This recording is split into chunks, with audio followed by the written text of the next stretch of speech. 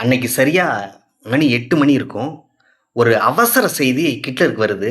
என்ன செய்தி அப்படின்னு கேட்டீங்கன்னா, பெர்லினை தாண்டி ரஷ்ய படைகள் முன்னேறி வந்து கொண்டிருக்கிறது. கண்டிப்பாக நம்முடைய ஜெர்மனி படை தோற்றுவிடும் என்ற செய்தியை கேள்விப்பட்ட உடனே ஹிட்லர் மனம் உடைந்து போகிறார். இதுவரையும் தோல்விகளை சந்திக்காத ஒரு மனிதர். யூதர்களை பல லட்சம் யூதர்களை கொன்று குவித்து இரத்த வெள்ளத்தை பார்த்து ரசித்த ஒரு மனிதர் முதல் முறையாக அவர் உடம்பு வேர்க்கிறது, கை நடுக்கிறது, வார்த்தை தடுமாறுகிறது. இனி நம் வாழ்வு இல்லை என்று அந்த உச்சத்துக்கு வந்துடுறாரு. நேரா போய் ரூம்ல போய் தாழ்ப்பாள் இட்டு இருந்து கொண்டிருக்கிறார்.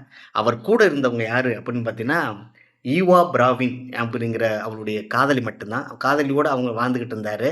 அவங்க சொல்றாங்க, "நாளைக்கு நம்ம இருக்கிறோமோ இல்லையோ, நாளை பொழுது விடிந்த உடனே நீங்கள் என்னை திருமணம் செய்து கொள்ள வேண்டும். ஏனென்றால் நான் காதலியாக சாவதை விட மனைவியாக சாக விரும்புகிறேன்" என்று சொன்ன உடனே மறாநாள் காலை விடுகிறது விடிகிறது. அன்றைய அவருக்கு பர்த்டே. எப்பொழுதுமே கோலாகலமா கொண்டாடுகின்ற அந்த பர்த்டே ஒண்ணுமே இல்ல. இவர் போய் நேரா ஃபாதர்ட்ட போய் திருமணம் செய்து கொண்டு வருகிறார். திரும்பவும் செய்து வருகிறது. கண்டிப்பாக பெர்லினை தாண்டி வந்துவிட்டது.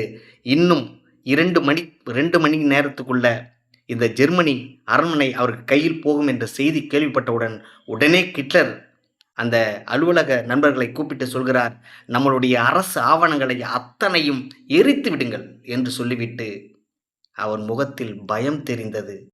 அவர் முகத்தில் ஒரு சந்தோஷம் இல்லை. நாம் இறந்து விடுவோம் என்ற ஒரு நம்பிக்கை வந்துவிட்டது அவருக்கு.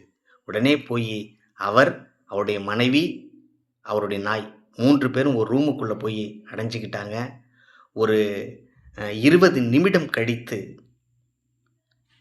3 புல்லட் சவுண்ட் கேட்கிறது. அதோடு அவர் தன்னைத்தான் மாய்த்துக் கொள்கிறார்.